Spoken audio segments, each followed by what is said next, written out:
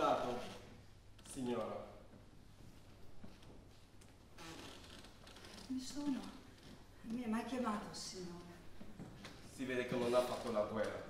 La guerra insegna la buona educazione, signora. Siete di buon cuore, soldato. E l'unica cosa ancora di me che non è morta.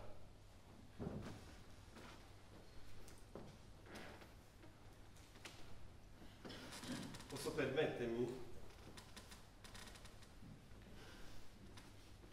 di dirvi che avete un viso molto tenero, signora? Mio marito dice che ho un viso da puttana. Si vede che vostro marito non è mai stato in guerra, signora.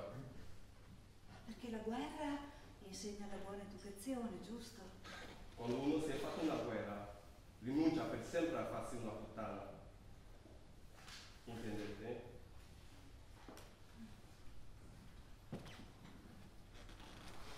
Perché siete così triste?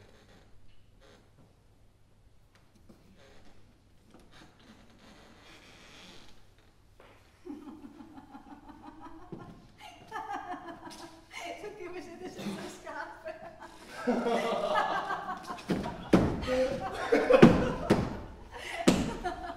Mi hanno rubato tutto. Ho dovuto vendere perfino i miei stivali militari.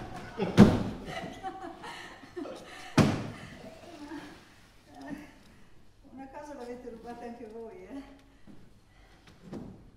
Questa.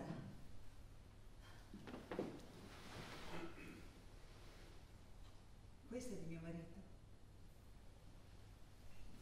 Ah sì? Sì. Me l'ha prestata. Ero venuto per ridargliela. No, tenetela.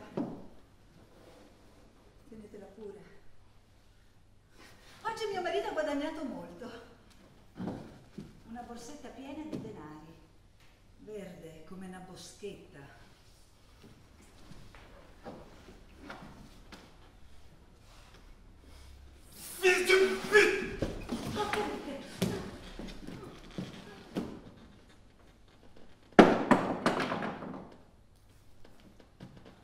Io vi ho raccontato come ho perso le mie scarpe.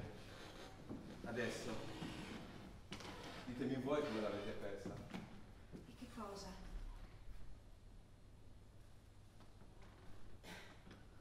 La felicità.